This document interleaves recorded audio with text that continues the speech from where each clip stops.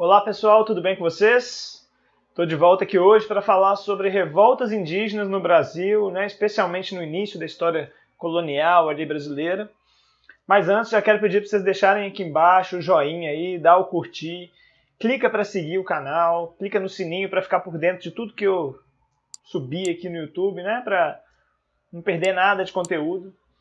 E também me procura lá no Instagram, @humaniza1, onde eu faço várias lives, tira dúvida, véspera de prova. Tem muito conteúdo legal no Instagram, é um bom canal para a gente trocar ideia, beleza? Então é o seguinte, gente. Hoje a ideia é falar um pouquinho sobre as questões indígenas e eu preciso começar falando sobre isso. Olha, indígenas é uma simplificação grotesca, A gente usa muito esse termo, a gente já não usa tanto mais índio, do jeito que a gente usava antes, a gente fala mais indígenas, mas ainda assim é uma simplificação muito grande. Nós temos grupos sociais de origem muito diferente aqui no Brasil e chamar de indígenas é só uma forma simplificada de tratar. Mas alguém de origem macro-G, por exemplo, que é uma dos troncos aí de origem étnica brasileira, é bastante diferente de alguém de uma origem tupi-guarani, tupinambá. Isso sem entrar nas diferenças internas de cada um desses grupos, tá? Então vamos ter isso em mente desde o princípio para a gente não achar que isso é tão simples assim, Mas a gente precisa simplificar, eu não vou ficar aqui muito tempo falando disso. Mas vamos lá. O que é importante a gente entender? Desde o princípio dessa história aqui de colonização, é uma história marcada por muita violência, certo? Então os primeiros a serem vítimas dessas violências são os indígenas. Esses vários grupos aí vão sofrer com a violência dos portugueses, a princípio. O que a gente tem? Uma população que até então é difícil estimar isso com muita precisão lá em 1500, mas uma população de milhões de habitantes, de indígenas, milhões de nativos, que hoje está em torno de 800 mil. Então a gente teve um processo de extermínio mesmo, genocídio, alguns grupos foram quase integralmente extintos, enfim, dizimados. E como é que se deu esse processo? Em parte é pela questão bacteriológica, a troca aí de bactérias, chegada de doenças para as quais os nativos não tinham um sistema imunológico preparado? Sim, mas isso é uma pequena parte. Não se explica todo esse processo somente em cima disso. A gente precisa entender que teve escravidão, desde o princípio, e muita guerra. Então, pensa comigo, os portugueses chegaram aqui. Qual era o objetivo deles? Eles viram a Terra e, de forma geral, começaram a construir uma narrativa muito otimista da Terra, como se fosse o paraíso, até mesmo com o intuito de fazer com que vários portugueses saíssem de Portugal e viessem para o Brasil. Mas em relação ao povo que aqui vivia, os indígenas, as narrativas são sempre muito negativas. Existe uma clássica aí, inclusive já caiu no Enem, que diz, olha, é um povo que não tem fé, não tem lei, não tem rei, não conhece o alfabeto, não conhece hierarquia, não conhece nada. Quer dizer, essa é uma visão muito forte que predominou, sobretudo na visão portuguesa dos nativos brasileiros. E o que eles queriam fazer com esses nativos? Basicamente duas coisas: escravizar ou catequizar. São as duas possibilidades, digamos assim, que resta diante desse cenário em que você não consegue respeitar o outro como uma cultura, como um povo que tem suas próprias crenças, seus costumes, suas religiões. Então resta esses dois caminhos.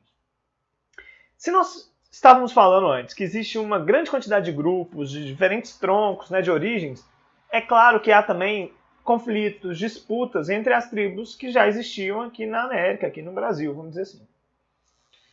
O que os portugueses muito inteligentemente vão fazer? Vão fomentar os conflitos, aumentar, estimular as rivalidades para que eles consigam dominar mais facilmente as tribos que aqui estão. Então, basicamente, como é que funciona? Se você é uma tribo amigável, que num primeiro trato parece uma tribo não hostil, você tende a ser catequizado, você vai passar por esse processo e vai se transformar em uma espécie de tribo aliada dos portugueses.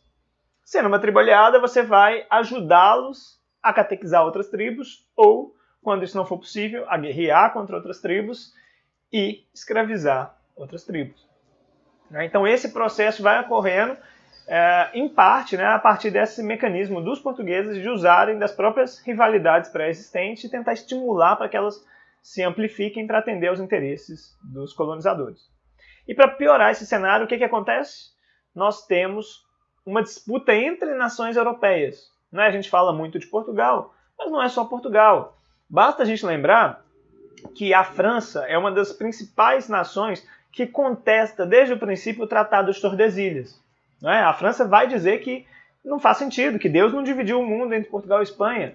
Então o que a França faz? Tenta contestar isso, tenta invadir regiões do Brasil.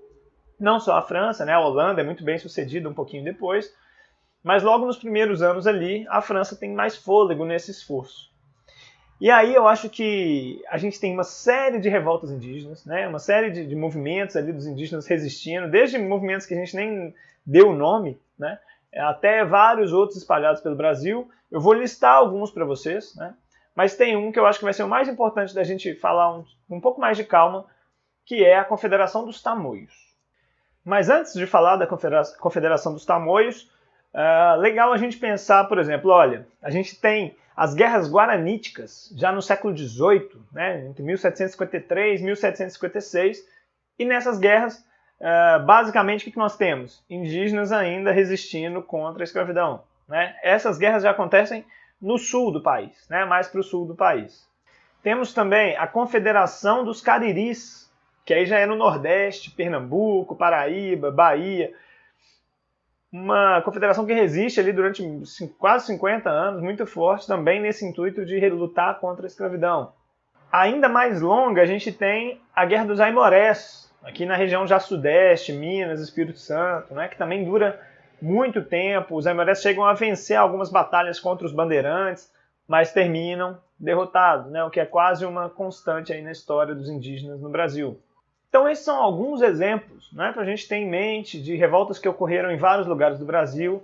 É muito pouco provável que na sua prova, seja de Enem, seja da escola, caia alguma coisa dessas muito específica, né, assim, sobre algum desses episódios. O que tem um pouco mais de chance de aparecer de forma um pouco mais detalhada é justamente a Confederação dos Tamoios. E aí por quê? Olha só. Os Tamoios, às vezes também a gente fala Tamoios, não tem problema, eram grupos que tinham um traço, uma característica que a gente chama de antropofagia, né? E que de forma, digamos, até eurocêntrica, de forma preconceituosa, os europeus chamaram também de canibalismo. Né? A gente evita esse termo porque ele tem uma carga pejorativa. Mas os tupinambás eram povos antropofágicos, povos guerreiros, e eles desde o princípio foram vistos como os inimigos, né? Aqueles indígenas que estariam dentro do que eles chamavam de guerra justa. Existe um documento chamado Carta Régia, de 1970. Esse documento ele tentou frear um pouco o processo de escravização dos indígenas. Não é? Até pelos interesses dos jesuítas de catequizar, era preciso que a escravidão não fosse tão forte, né? Senão você não ia conseguir catequizar ninguém. Mas o que essa Carta Régia dizia? Que existia aqueles grupos indígenas que seriam alvos de uma guerra justa. Quer dizer, esses não tem problema você escravizar, guerrear, matar, não. Quem são eles? Aqueles que resistem à catequese, né? Aqueles que eles eram chamados de infiéis. E dentre eles estão também aqueles que são canibais, né? Antropofágicos. E os tupinambás caem exatamente nesse grupo. Então, por conta disso, eram grupos muito visados, grupos que foram tratados desde o princípio como inimigos dos portugueses. E aí, para piorar a situação, a gente tem a questão francesa. Quer dizer, a França tenta colonizar, tenta disputar a colônia, né, com Portugal. E nesse processo, o que acontece? Ela consegue a aliança de Tamoios e Tupinambás para guerrearem junto dos franceses. Né? Quer dizer, digamos que é uma troca ali, que os franceses têm interesse em tribos que sejam rivais dos portugueses. Então, especialmente ali no estado do Rio de Janeiro, na região de Cabo Frio, você teve ali um processo de fusão, digamos, de aliança entre franceses e tribos que viviam na região para tentar frear o processo de colonização portuguesa. E esse processo foi bem sucedido durante alguns anos, né, mais de 10 anos.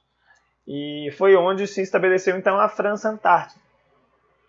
Na França Antártica, a gente tem um período de uma possessão francesa ali onde é o estado do Rio de Janeiro hoje. Né? Então, por conta dessa relação com a experiência francesa, esse é um episódio que vale a pena ver com um pouquinho mais de calma. Existe uma imagem, né, muito famosa do último dos Tamoios, né, o último Tamoio, eu vou colocar ela aí para vocês verem. É uma revolta que vale a pena dar uma olhadinha com mais calma. Beleza, gente? Eu vou seguir falando de revolta pelo Brasil e nos outros períodos do Brasil. Então lembra, deixa o like, segue o canal, deixa aí nos comentários também sugestão de tema para os próximos vídeos, que em breve vem novidade por aí, tá certo? Valeu, um abraço e bons estudos!